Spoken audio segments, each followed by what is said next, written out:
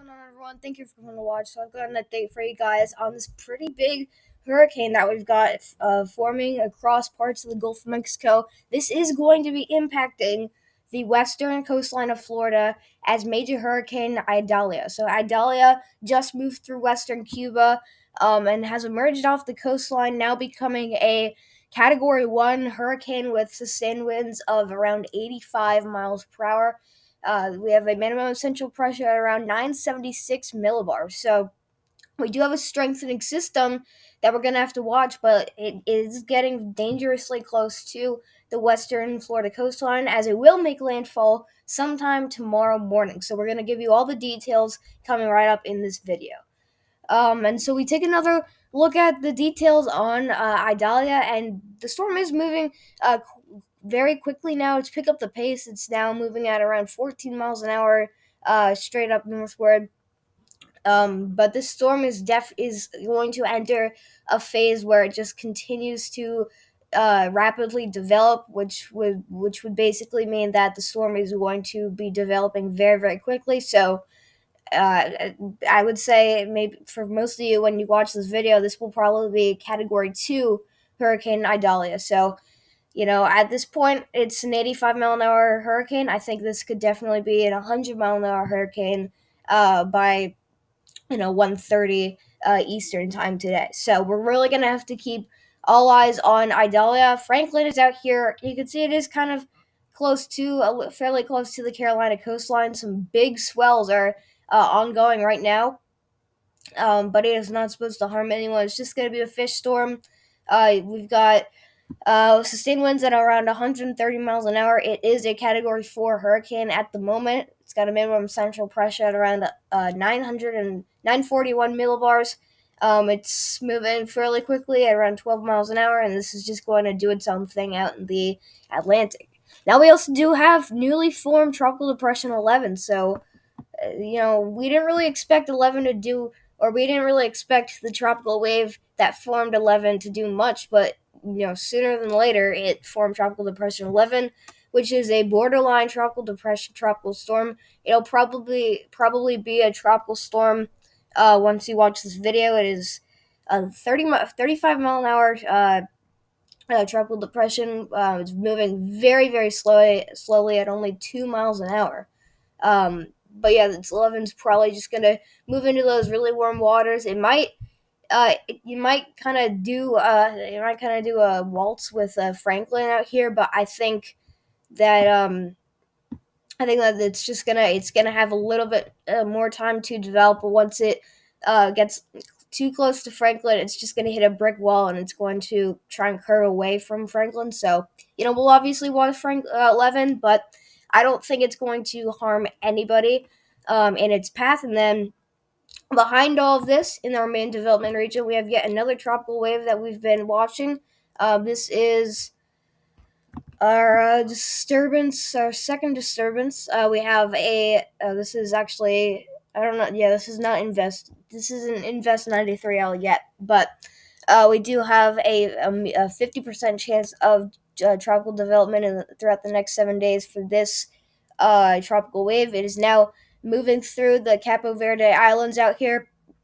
And so we will have to watch the system, but I really don't expect this to impact anybody as far as where land goes. But we're going to be moving on to our satellite loop for Hurricane Idalia. So here it is. The outer bands are moving into parts of southern Florida. It is a very, very big storm. I mean, you can see it's got a lot of moisture to deal with. You've got moisture ranging all the way from parts of the central coastline of Florida all the way down past Cuba. So it's got a huge plume of moisture that it's working with, and it's just still trying to get this thing, still trying to get everything organized.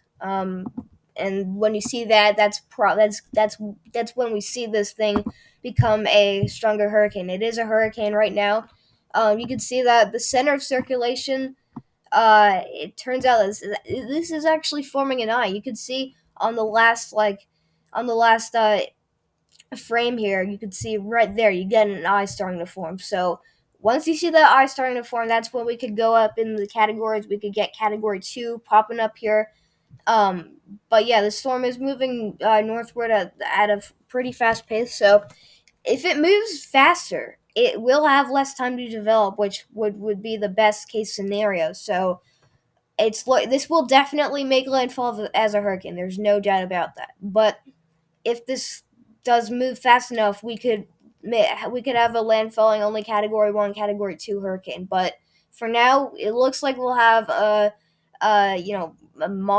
moderately to strong Category 3 major hurricane making landfall somewhere up here, um, along where the northern edge of Florida and the Panhandle connects. That's where we expect all these impacts to be. I don't think we're going to see a Category 4 hurricane, but there is a small chance that we can't rule out the possibility of Idalia becoming a Category 4 hurricane. So we really got to keep all eyes on Idalia, but for now, you could see it's not done popping off some convection. It's filling in the spots in the southeastern eye wall with a lot of moisture here. You can see these pinks and these whites and these grays. These are very very moist conditions in the lower levels of the atmosphere. This is what all tropical systems, they love that stuff and they just absorb it, and it gives them more energy to and fuel to continue moving in the direction that they are moving in. So it's slowly moving off of Cuba. There are still some impacts ongoing out there in Cuba. We'll look at the videos and the damage out there later. But it's definitely getting closer to Florida. It's now in the picture.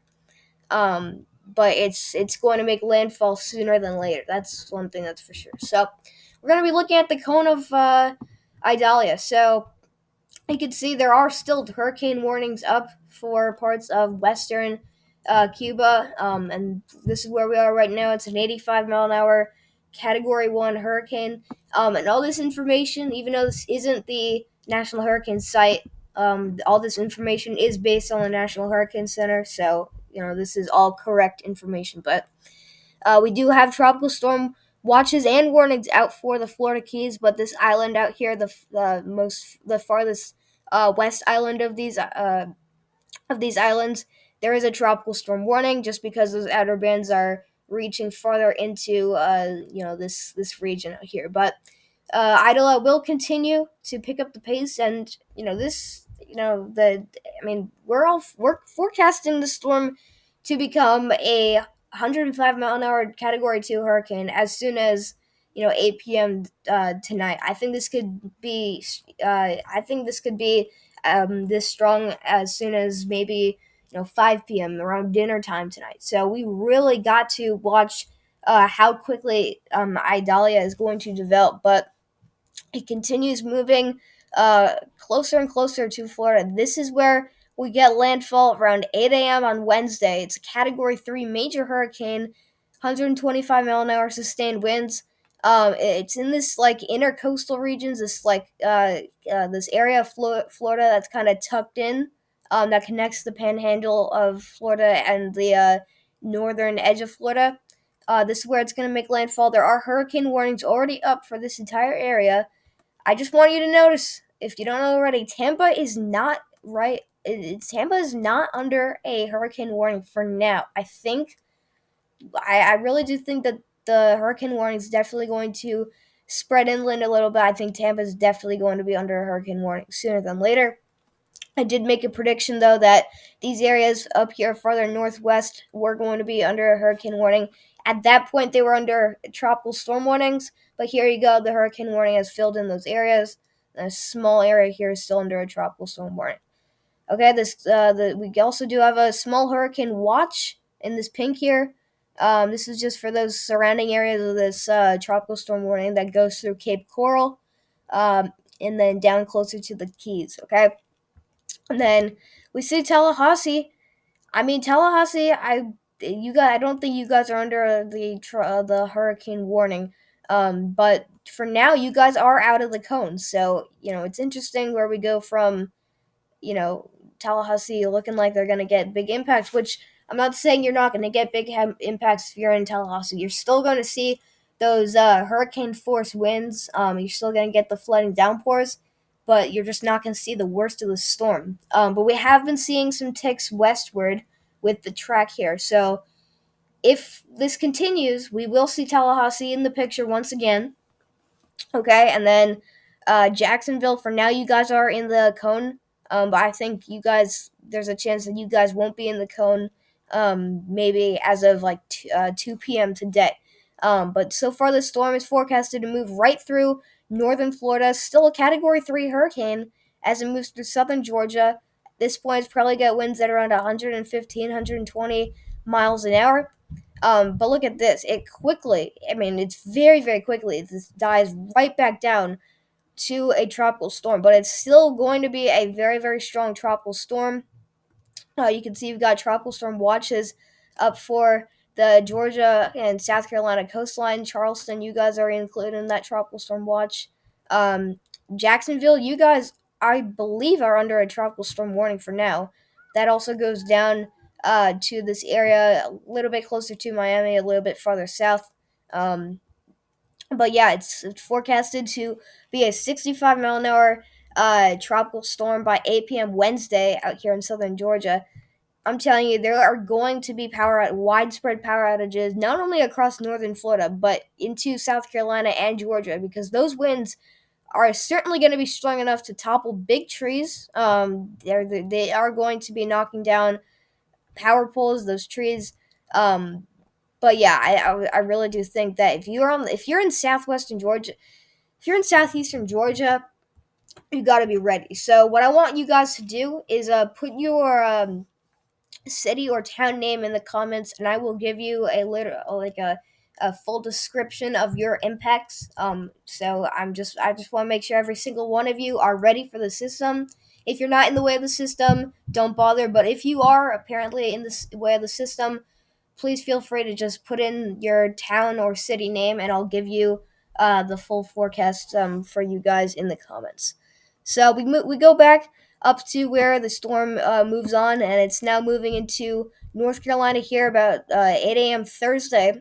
It's a 50 mile an hour tropical storm. We got tropical storm watches up for this bend out here in the North Carolina coastline.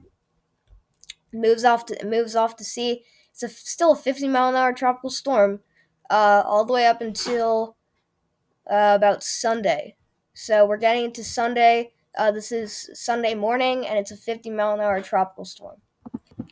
Excuse me. So the storm will actually hold on with tropical storm status at around 50 mile an hour with 50 mile an hour winds up until Friday, and then some models have been trending towards the idea that this storm will recurve and it will impact the Bahamas and then maybe even Florida again, and then move into the Gulf of Mexico. I know it sounds like a crazy scenario, but both the GFS and the Euro have been agreeing on a signal, a small signal for that, that the storm could potentially move into the Bahamas or in eastern Florida. But that's definitely way too far out to make forecasts on. It's a small idea.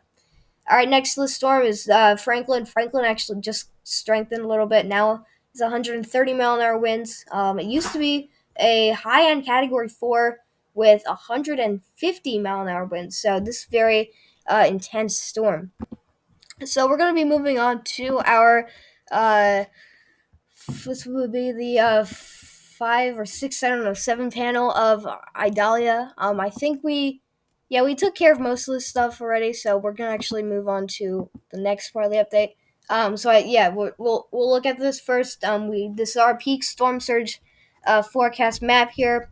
So these are just for the coastal regions of Florida. I think certainly that the western coastline of Florida, in this intercoastal regions here in Florida, are definitely going to get hit the hardest. You can see in this purple, they've just increased this forecast to a 12 plus foot for a peak storm surge for this area. So what that means is that catastrophic flooding is certain, almost certain for this area. It is expected. We have our forecast for now is 10 to 15 feet of storm surge. That is, I mean, that's enough to wipe away. I'm literally telling you, wash away, like parts of towns, and that's going to cause not only evacuations, but I think destruction for sure. I don't want to scare you guys, but it's not going to be good. That's one thing. It's not going to be good out here in this area. So what I'm doing this so that each and every one of you can stay safe. That's why I'm doing this. I'm not doing this to scare you. I'm doing this to make sure each and every one of you are safe, and I'm showing you this information so you guys can understand that there's going to be live danger when the storm hits. But we go down to Yankeetown. You guys are going to probably see. You guys are going to be one of the towns that are going to see the worst of it. 7 to 11 feet of storm surge is the forecast for now. I think that there's a small chance if the storm takes west, that you guys will be in a little bit of a smaller uh, forecast here, so maybe downgraded to up to 9 feet. But if it takes farther east, which it probably won't, then you guys would be in a bigger situation. But for now, you guys are standing at 7 to 11 feet. Chesahowitzka, you guys are forecasted to have around 6 to 9 feet of storm surge. Anclote River, 4 to 7 feet. Same thing for you guys, Tampa Bay area, 4 to 7 feet. So there will be flooding for sure out in the entire panhandle of Florida. That is certainly possible all the way down towards Charlotte Harbor, around 2 to 4 feet. Uh, Chokolosky, I don't know if I'm pronouncing that right, 1 to 3 feet. East Cape Sable, pretty much same thing for you guys. Up here where things get interesting, it's very tight here, so there will be some bigger waves if you're closer to this pocket region that separates or connects the northern areas and the northern regions and the panhandle of Florida. You guys can, if you're a little bit farther northwest of that, 6 to 9 feet would be a good assumption for storm surge, and then so that would be for the uh Okeechobee. I'm not saying that right. I know. Well, this river out here, this general area. You guys can expect anywhere from 4 to 7 to maybe 6 to 9 feet of storm surge. Okay, and then well, let me get back to that. 1 second.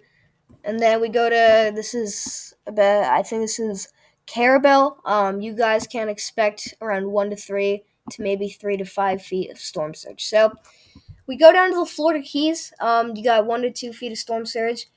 This is where things get a little interesting. You can see the storm is certainly going to lose steam, but those coastal winds, with the storm having winds that are going to be wrapping around the storm. I'll give you the layout here. We're gonna have the center low pressure of the storm right here, but you've got winds that are going to be digging down right through here, and then quickly wrapping around the storm again. So when you have this very strong dip in these lower level winds, that's going to create a lot of bigger waves out here, and that's exactly what's going to happen across the Georgia and South Carolina coastline as the storm makes landfall. So for now, the entire coastline of South Carolina, well, most of the South Carolina coastline and the entire Georgia coastline, you guys have up to 6 feet for your forecast. I don't know what city would be here, but for some city along the border of South Carolina and Georgia, your forecast is 2 to 4 feet. If you go even further north in this area that bends across the border of North Carolina and South Carolina, 1 to 3 feet is expected. South Santee River, you got 1 to 3 feet, and then Surf City, North Carolina, 1 to 3 feet as well. So that's pretty much it for the storm surge. I mean, I'm going to say it again. The storm surge is certainly going to be a major problem with the system, but another problem that we're going to have is flooding. You can see that we're looking at the rainfall map here. We're expecting widespread 6 to 10 inches that goes, this in this orange area. This goes all the way up from northern Florida all the way into North Carolina. So the storm will not lose steam at all when it comes to rainfall. You can see there are some major cities in the way. That you got Wilmington, North Carolina. You've got Tallahassee, North Carolina, Augusta, Georgia, Savannah and Charleston, Savannah, Georgia, and then Charleston, South Carolina, Terrace, North Carolina. I mean, all these cities are certainly going to see at least an inch and a half of rain. Some in which could see up to 6, maybe even 8 inches of rain. That is certainly possible. But we see a lot. Most of the rainfall, it's going to be farther west, not quite into the Tallahassee area, but this will include Tampa Bay. You guys could see 4 to 6 inches of rain. Um, and then goes through central and southern South Carolina, goes through southern North Carolina, and just drops a ridiculous amount of rain. That is certainly going to happen. I think this map could definitely get upgraded. We're just gonna really have to continue watching how strong the storm Idalia will strengthen. But for now, this is what the forecast is looking like. So you can pause the video if you want to take a look at this map, just for yourself. But I'm going to be moving on now to the next part of the update, which is going to be our flash flooding potential. So we've cleared the both the storm surge risk and the rainfall totals. Now we have to look at the flash flooding risk. We're already up to a moderate risk for flash flooding, which is at least 40% chance of flash flooding within 25 miles of a point. I think, personally, that this will get upgraded to a high chance of flash flooding for an area somewhere in here. I think we're gonna see an area in here get upgraded to a high 70% chance of flash flooding. But for now, Jacksonville, Savannah, Charleston, Wilmington, and I would say Tallahassee and Augusta are all in that moderate risk. So I think that the cities that are going to get hit hardest by the flooding are definitely going to be Savannah, Georgia, and then the Charleston, South Carolina area. But even these outer areas in that moderate risk, you're still going to get some major impacts when it comes to flash flooding. Then you got the slight risk for just these surrounding areas, and then the marginal risk, which is pretty much an at least 15 and at least 5% chance of flash flooding. So you can see that it really starts, the flash flooding potential really starts through Wednesday morning. So you're waking up Wednesday. That's when the intense rainfall begins, and then Thursday morning is the big day, and the day with the worst flooding is expected. So really, Thursday morning into late Thursday afternoon is when the flash flooding potential will be highest. So we're going to be moving on to our HWRF model for Idalia. So we're just going to look at how strong the storm will get. How much the storm is forecasted to strengthen. So we see where we are now. We'll put this to 8 a.m. We're at a pretty much a 977 millibar Category 1 hurricane. The HWRF model tends to really get tropical systems going a little bit too much. So this could be a scenario that we don't want. Could be an over exaggerating scenario, but we'll have to play it out and see what happens. So this model says we'll get a Category 2 hurricane as soon as 5 p.m. today. I mean, that's what I was expecting. So far, it's looking like the HWRF model is so far on its game today. But this is where we get a little iffy. It's now down to a 951 millibar hurricane before midnight tonight. So somehow we're gonna jump potentially from a 85, or we were even at a 70 mile an hour or 75 mile an hour hurricane up to like a 105 mile an hour hurricane. That's certainly it's looking possible according to not only the HWRF model but some other hurricane models. A lot of them have been agreeing on this, but we'll skip ahead to where this thing makes landfall. We're getting into you're waking up 5 a.m. tomorrow. Not quite waking up, but it's 5 a.m. tomorrow. This thing is just a monster. It's a 935 millibar Category 3, full-on Category 3 hurricane. And it continues moving right into Florida. I mean, look at all this rain, this shield of rain. I mean, it's dropping massive amounts of rain. I mean, the rainfall amounts are going to be ridiculous. I mean, that is certainly that's definitely expected. But we see the storm make landfall in this pocket region of northern Florida, and it continues moving into northern Georgia. Does not lose steam. At this point, it's still a Category 2 hurricane for sure. And then it looks like it's going to move through central Georgia. So I think that as areas as far north as northern Georgia, like the Atlanta area, could certainly get these outer bands of Idalia. This model is showing the storm moving way farther west than what we initially expected when we first got the details by the National Hurricane Center. Okay, so this storm has really been ticking farther west, and this moves into Georgia, dropping ridiculous amounts of rain. Still a 983 millibar, Category 1 to tropical storm. And at this point, it's a tropical storm, dropping some intense rainfall on North Carolina and northern South Carolina. And then this moves out to sea. Okay, then we gotta watch this because this is where things get a little interesting. The storm might curve back, and here it does. It starts moving southeast again, and sorry for the background noises there. But it starts moving southeast again. I don't know where it is at this point because we're so far zoomed in, but it could definitely kind of recycle, which would be something very, very weird to see. So for the last part of the update, we're going to quickly look at these wind speeds. I'm going to skip ahead to where the storm makes landfall. You can see, as the storm gets stronger and stronger, you get a bigger windshield here.